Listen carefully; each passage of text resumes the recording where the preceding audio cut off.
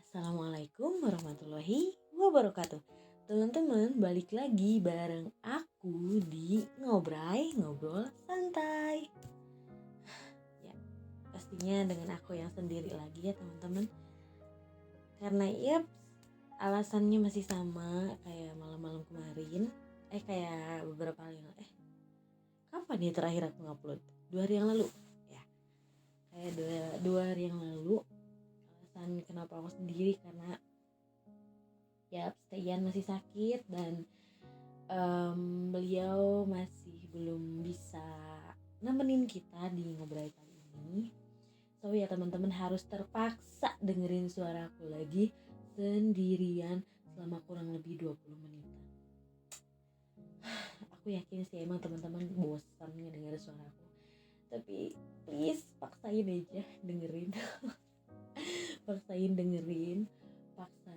buat mendengarkan bacotan aku yang memang unfaedah ini. Gak didengerin semuanya juga gak apa-apa ya, minimal mampir terus subscribe gitu. Ujung-ujungnya promosi ya guys. Terus teman-teman, kenapa sih kok Teh Anis gak ngajak temen yang lainnya gitu kan? Banyak. Kebetulan teman-teman, seperti yang udah aku bilang di ngobrol sebelumnya, yang kemarin bahwa sekarang tuh lagi musim sakit. Dan ya teman-teman aku juga lagi pada sakit. Kemarin tuh Teh Cinta, Teh Mina sama Teh Jenab ya temen aku bertiga, mereka bareng ke dokter, berobat ke dokter yang sama. Terus mereka fotoin, gila katanya sakit aja sampai bareng gitu. Karena memang ya lagi musim gitu. Jadi teman-teman aku yang lain juga lagi pada sakit kebetulan teman-teman. Dan kebetulan banget sakitnya tuh pas aku udah agak mendingan mereka baru sakit gitu. Ya qadarullah, itu udah memang sudah jadi ketentuan Allah ya, gak bisa dihalang-halangi. Pokoknya sekali lagi aku mau kayak udah mau tutup aja udah sekali lagi. Maksudnya aku mau ngomong lagi ke teman-teman yang sekarang lagi sehat nih, jaga kesehatannya. Jangan sampai teman-teman sakit, harus banyak minum air putih. Terus juga jangan kesana kemari terus kalau nggak ada urusan yang penting-penting banget, lebih baik diam di rumah. Terus kalau mau keluar juga, kalau kendaraannya pakai motor, pakai mobil juga sih. Kalau pakai motor apalagi harus pakai jaket. Itu harus benar-benar pakai jaket, jangan disepelein. Karena sekarang tuh masuk angin dikit sakit gitu. Awal-awalnya tuh kayak sakit yang ngagibrik. Kemarin tuh ngagibrik tuh apa sih bahasa Indonesianya? Menggigil ya, kayak sedikit menggigil, terus tiba-tiba nanti demam, pusing, batuk pilek dan lain sebagainya. Jadi buat teman-teman yang sekarang masih sehat walafiat nih, dijaga teman-teman ya, dijaga kesehatannya biar gak sakit gitu. Dan teman-teman yang sekarang lagi sakit nih, mudah-mudahan segera Allah angkat penyakitnya. Amin ya Allah ya rabbal alamin. So teman-teman, selama kurang lebih 20 menit ke depan ya, aku bakalan nemenin teman-teman ngobrai di part ngobrai yang ke sekian ini. Mau ngomongin apa sih Teh? Nggak ada bosan-bosannya. Aku nggak akan pernah bosan buat ngobrai sama teman-teman. Aku nggak akan pernah bosan buat menyapa teman-teman yang ada di luar sana. Oh ya, buat teman-teman mungkin yang ngedengerin ngobrai ini dari part pertengahan, aku mau kenalan nih ya. Nama aku Anis. Biasanya aku berdua sama partner aku yaitu Lian ya. Bisa kalian atau bisa teman-teman panggil Teh Ian. Kita ini siapa? Kita bukan siapa-siapa. Kita hanya dua manusia gabut yang ya pengen punya kesibukan gitu, pengen ngobrol, pengen punya temen lah istilahnya, pengen punya banyak saudara di luar sana meskipun secara virtual. Aku sama Teh Ian mengudara dari Tasikmalaya ya teman-teman, tepatnya di Kecamatan Sariwangi, di Desa Sirnasari, Kampung Cipancur. Jadi teman-teman yang ada di daerah yang dekat sama aku sama Teh Ian, teman-teman boleh main ke aku sama Teh Ian ya. Boleh dicek di Instagram, maksudnya boleh cek Instagramnya, di follow, nanti di follow back. Kenapa jadi promosi gini sih? Boleh di follow Instagramnya terus nanti DM tanya alamatnya kalau misalkan teman-teman mau main ke tempatnya aku sama tempatnya Teh Ian. Begitu teman-teman. Ini khusus buat teman-teman yang ngedengerin ngobrol dari part pertengahan ya. Kalau misalkan teman-teman yang udah ngedengerin dari awal pasti udah tahu lah siapa kita berdua ini. Ya bukan siapa-siapa gitu. Oke. Aku tuh mau ngobrolin sesuatu sama teman-teman. Akhir-akhir ini di FYP ya. FYP atau FYP TikTok aku tuh banyak banget keluar kata-kata atau keluar video-video yang isinya tuh kayak kata-kata tentang ikhlas. Teman-teman tahu nggak sih ikhlas itu yang seperti apa? Ikhlas menurut teman-teman itu apa? Terus apa ya? Kayak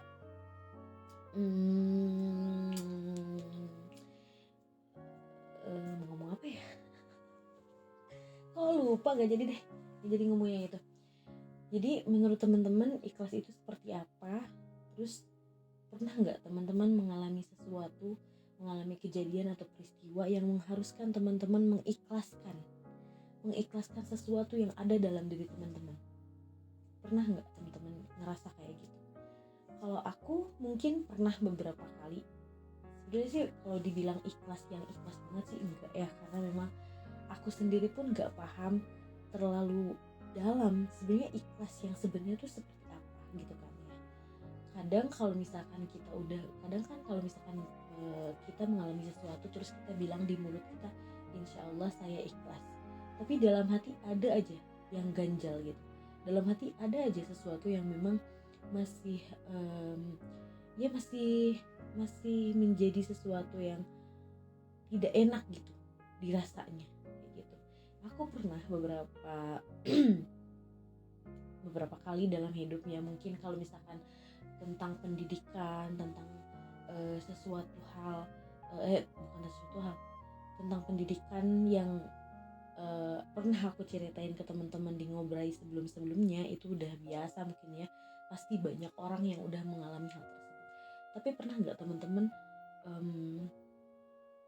merasakan atau kayak ngerasain mimpi teman-teman tuh harus rela, mimpi teman-teman, keinginan teman-teman yang udah teman-teman inginkan dari dulu gitu, harus rela teman-teman kubur, harus rela teman-teman ikhlaskan gitu, karena satu dan lain hal. Gimana sih ngomongnya? Pernah gak teman-teman ngerasain kayak gitu? Kalau aku pernah. Ini udah berkali-kali sebetulnya, cuma ya nggak ada yang bisa aku lakuin selain merelakan itu semua. Tapi ada satu peristiwa yang sampai hari ini sebetulnya sih kalau ditanya ikhlas nggak, ikhlas sih, cuma mungkin belum ikhlas yang sepenuhnya ikhlas karena masih ada mengganjal gitu dalam hati. Jadi ada satu peristiwa yang mengharuskan aku merelakan sesuatu, peristiwa dalam hidup ya. Jadi sesuatu ini tuh si A lah ya bilang, katakanlah si A ini adalah sesuatu yang benar-benar aku inginkan. Ini si A ini bukan orang ya, tapi kayak ya mimpi lah, kayak impian gitu, bukan orang. Jadi si A ini adalah sesuatu yang benar-benar aku inginkan, yang benar-benar aku dambakan gitu kan. Sesuatu yang benar-benar udah aku rancang nih gini gitu kan, biar si A ini bisa jadi milik aku gitu. Udah dirancang bla bla bla bla bla bla dang ding dung.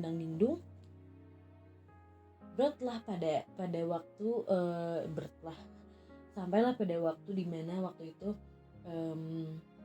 aku memperjuangkan si A ini dengan berbagai macam hal, dengan semua hal yang aku punya aku korbankan gitu kan, dengan semua yang ada yang aku punya lah gitu, semua kehidupan aku, bukan semua kehidupan, gila banget semua kehidupan, pokoknya semua hal yang aku mampu untuk kasih buat si A ini aku kasih gitu ya, bla bla bla bla. Dan ternyata di akhir ketika aku mengharapkan banget si A ini jadi milik aku dan jadi bagian dalam hidup aku gitu kan, Disclaimer sekali lagi, ini bukan orang ya, si A ini bukan orang tapi sebuah impian. Ternyata si A ini berlabuhnya di kehidupan orang lain. Ternyata si A ini menjadi sesuatu yang bukan menjadi sesuatu, jadi bunga yang mekar pada kehidupan orang lain, kayak gitu. Kalau teman-teman, aku mau nanya, kalau teman-teman jadi aku, apa yang akan teman-teman lakukan? Kalau aku pribadi waktu itu, ketika aku tahu si A ini mekarnya di kehidupan orang lain, perasaan tuh campur aduk, sedih, pengen marah, iya, pengen pengen ngamuk, iya, kecewa sama diri sendiri, iya, pokoknya campur aduk deh perasaan pada saat itu, yang pada akhirnya menggiring aku pada sebuah opini kayak gini. Kenapa setiap sesuatu yang aku inginkan, setiap sesuatu yang aku perjuangkan selalu berlabuh pada kehidupan orang lain, yang akhirnya menggiring opini aku yang gak baik-baik gitu loh, gak baik terhadap apa-apa yang sudah Allah takdirkan, terhadap apa-apa yang sudah Allah suratkan gitu kan. Waktu itu, aduh bentar, sorry agak emosional, gak ada yang bohong. Waktu kejadian itu, aku sampai nanya sama diri aku sendiri, apa sih gitu kan, apa sih sesuatu yang masih kurang, sesuatu apa yang masih kurang aku berikan untuk mendapatkan si A ini gitu. Terus aku juga sampai bertanya sama Allah Subhanahu wa taala gitu, dalam percakapan antara aku dengan Allah Subhanahu wa taala, antara percakapan seorang hamba dengan Tuhannya. Aku sampai bertanya, ya Allah, kenapa waktu itu sih pakai bahasa Sunda, ya Allah nah abi wae gitu. Ya Allah, kenapa harus selalu aku gitu, kenapa dari sekian banyak orang tuh harus aku yang mengalami, kenapa dari sekian banyak jiwa harus aku yang menanggung ini semua gitu. Sampai punya pertanyaan kayak gitu. Terus sampai juga punya pertanyaan kayak, kenapa orang lain tuh kayak yang gak sungguh-sungguh tapi selalu dapat apa yang mereka mau. Kalau aku, kenapa aku tuh selalu sungguh-sungguh, aku tuh selalu sungguh-sungguh, selalu benar-benar mengeluarkan semua hal untuk sesuatu gitu, tapi hasilnya selalu tidak berpihak gitu. Sampai aku punya pikiran kayak gitu, yang ya pokoknya pada saat itu banyak banget pertanyaan-pertanyaan yang mempertanyakan keadilan Allah lah gitu. Sampai akhirnya makin kesini makin kerasa, makin apa ya, kayak makin kelihatan gitu bahwa kenapa Allah gak kasih si A ini buat aku. Jadi makin kesini tuh aku makin sadar banyak hal yang mungkin tidak bisa aku lakukan kalau misalkan aku memiliki si A ini gitu. Kalau si A ini jadi milik aku waktu itu, banyak hal yang mungkin akan membuat aku stres, banyak hal yang mungkin akan membuat aku tidak bertanggung jawab gitu atas apa yang sudah aku dapatkan pada saat itu. Makanya Allah jauhkan si A ini dari aku. Allah biarkan si A ini mekar pada kehidupan orang lain. Jadi makin kesini tuh makin kelihatan apa sih sebetulnya pesan Allah, apa sih sebetulnya yang ingin Allah tunjukkan gitu dengan terjadinya hal tersebut. Jadi makin kesini tuh kayak makin bersyukur aja gitu. Ya bersyukur karena si A ini gak jadi milik aku. Karena kalau misalkan si A ini jadi milik aku, kayaknya banyak hal yang akan terjadi, banyak hal yang tidak ingin terjadi itu malah terjadi. Dan makanya sampai sekarang makin kesini tuh makin paham bahwa ya sesuatu yang memang dari awal gak digariskan buat kita gak akan pernah jadi milik kita. Karena apa? Karena kalaupun jadi milik kita, itu akan menciptakan atau menimbulkan sesuatu hal yang tidak kita inginkan. Makanya dari itu aku makin paham gitu kan, makin paham bahwa ikhlas itu memang sulit di awal. Tapi makin kesini ketika kita paham pelajaran atau hikmah apa yang ada di balik itu semua, maka rasa ikhlas itu akan semakin tumbuh. rasa ikhlas itu akan semakin berkembang dalam hati kita gitu. Seperti aku yang udah aku alamin. Pada awalnya aku yang nggak ikhlas sih, dibilang ikhlas ya ikhlas, tapi dalam hati tetap mengganjal. Tapi makin kesini makin tahu apa pelajaran yang ada di dalamnya, apa hikmah yang ada di balik itu semua. Rasa ikhlas yang ada dalam diri aku semakin mulus, semakin tidak ada lagi yang mengganjal dalam hati, semakin berkembang rasa ikhlas. Jadi aku tuh makin kayak makin memaknai ikhlas itu adalah sesuatu hal yang memang pada awalnya tidak enak dirasa, tapi makin kesini makin kelihatan hikmah di balik semua itu, rasanya akan semakin nikmat gitu. Jadi kayak kalau diibaratkan tuh kayak makan makan jengkol deh kayaknya. Kalau misalkan makan jengkol ya teman-teman, kalau yang nggak tahu rasa jengkol, di awal kan pahit-pahit gitu kan ya, pahit-pahit gitu, tapi kalau udah deket ke tenggorokan gitu kan makin kerasa banget nikmat. Nah ikhlas tuh kayak gitu, aku memaknai ikhlas dengan itu. Pada awalnya memang sulit banget, sakit banget untuk menerima itu semua, rasanya tuh kayak ganjal banget di hati. Tapi makin kesini makin banyak hal, bukan makin banyak hal, makin kelihatan hikmah yang ada di balik itu semua, makin terasa nikmat, makin kayak ya Allah terima kasih, ya Allah aku sangat bersyukur karena kau tidak memberikan hal itu gitu kan. Makin kesini tuh makin kerasa, makin enak gitu dirasa-rasa gitu kan. Kayak gitu teman-teman, aku pernah ngalamin itu semua. Nah ini juga kayak berhubungan sama ngobrol-ngobrol sebelumnya tentang harapan, tentang prasangka kita gitu kan, tentang ekspektasi kita. Ya mungkin di awal memang aku sangat-sangat berharap pada sesuatu yang memang bukan semestinya. Aku berharap pada manusia gitu kan, berharap pada sesuatu yang tidak semestinya aku harapkan. Tidak aku serahkan pada Allah Subhanahu wa taala semuanya. Ya makanya terjadilah sebuah kekecewaan. Tapi di balik kekecewaan itu Allah sisipkan pelajaran berharga, sisipkan hikmah yang luar biasa di baliknya, sehingga aku dapat memaknai ikhlas itu seperti apa. Ini ikhlas menurut aku ya, menurut pemahaman aku, menurut apa yang udah terjadi dalam hidup aku. Mungkin ikhlas versi teman-teman beda. Kalau ikhlas versi aku adalah sesuatu yang di awalnya gak enak, tapi makin kesini makin kelihatan wujudnya, makin enak dirasanya. Kalau aku ya dalam hal memaknai ikhlas. Kalau teman-teman gimana nih? Cara teman-teman memaknai ikhlas itu seperti apa? Aku yakin mungkin dalam kehidupan teman-teman juga banyak hal yang tidak sesuai dengan keinginan teman-teman, banyak hal yang tidak sejalan dengan apa yang teman-teman mau, dengan apa yang teman-teman inginkan. Aku yakin pasti dalam kehidupan teman-teman juga. Nah, aku pengen tahu gitu caranya teman-teman menghadapi itu semua, dan caranya teman-teman memaknai ikhlas dalam menjalankan hal tersebut kayak gimana. Teman-teman bisa share lewat kolom komentar ya teman-teman. Aku lihat-lihat ada sih beberapa yang berkomentar dalam video ini, tapi nggak apa-apa kalau misalkan emang nggak ada sesuatu yang perlu teman-teman sampaikan. Teman-teman nggak perlu nggak perlu capek-capek untuk ngetik, nggak apa-apa, cukup dengerin aja, subscribe, like, terus juga share ke teman-teman yang belum pernah ngedengerin.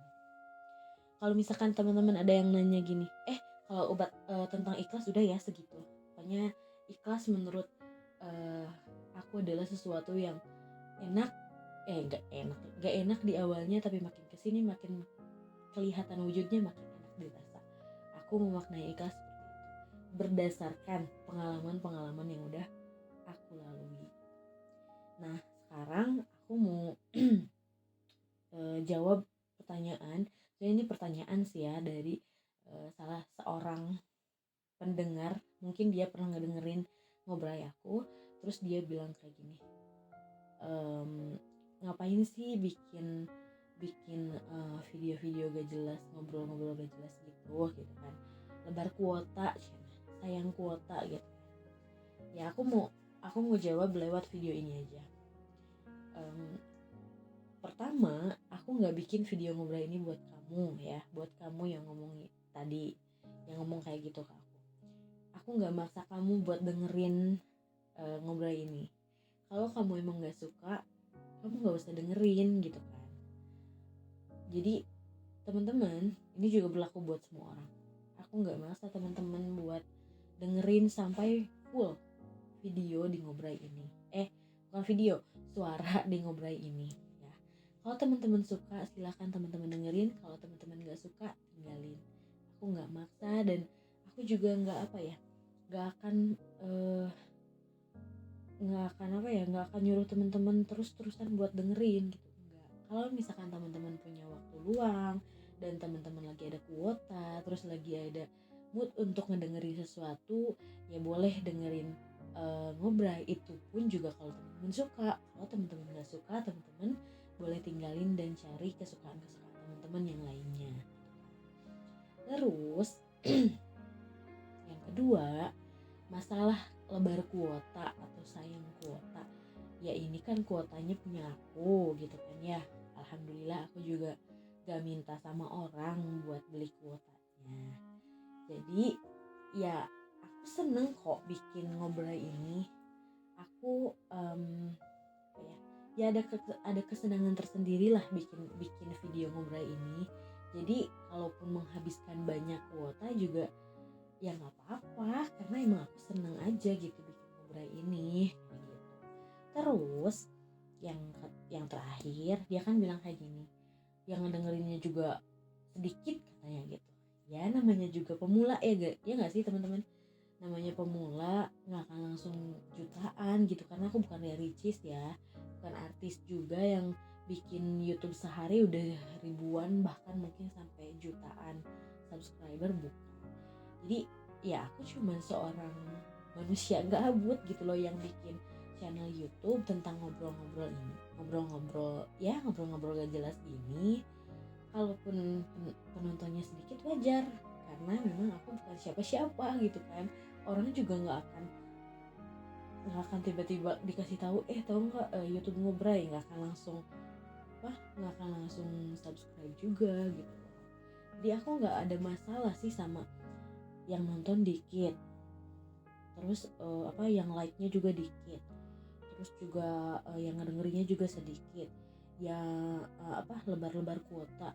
Gak ada masalah sama itu semua, karena aku bikin ngobrol ini sama Teh Ian bener-bener pure karena kita ini pengen ya, karena kita memang dua manusia gabut tadi yang pengen punya kesibukan gitu kan. Masalah ada viewer, ada like atau apapun itu, kita nggak pernah bikin itu semua. Yang penting apa yang kita suka kita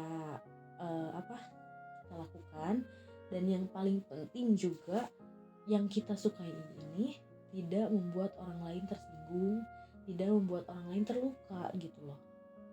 Jadi makanya kenapa aku sama Tian tuh selalu ngomong, kalau ada sesuatu yang perlu disampaikan silahkan sampaikan di kolom komentar kayak gitu. Supaya apa? Supaya kalau ada sesuatu yang membuat orang lain atau membuat hati teman-teman nggak enak, misalkan ada dari kata-kata aku atau kata-kata Tian atau kata-kata teman aku yang lainnya yang membuat hati teman-teman terluka, kita bisa introspeksi diri kayak gitu loh teman-teman. Jadi sekali lagi aku tegaskan ya, ini buat semuanya sih, buat semua teman-teman yang pernah mungkin ngedengerin Ngobrai dan juga jadi pendengar setia Ngobrai. Aku benar-benar nggak maksa teman-teman buat dengerin Ngobrai sampai akhir. Aku juga nggak maksa teman-teman buat promosiin gitu. Kalaupun ada waktu untuk mempromosikan ya terima kasih. Terus juga aku nggak ada masalah sama viewer ataupun like ataupun apapun itu. Yang penting adalah aku menyalurkan sesuatu yang aku sukai dan tidak menyakiti orang lain, tidak membuat orang lain tersinggung, dan tidak mengganggu kehidupan orang lain kayak gitu teman-teman. Jadi aku bikin ngobrol ini tuh untuk senang-senang biar nggak gabut sama dia.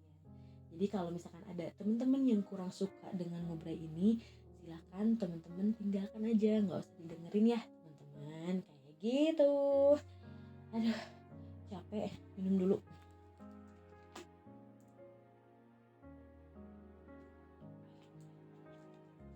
Nah, mungkin segitu aja karena udah 25 menit.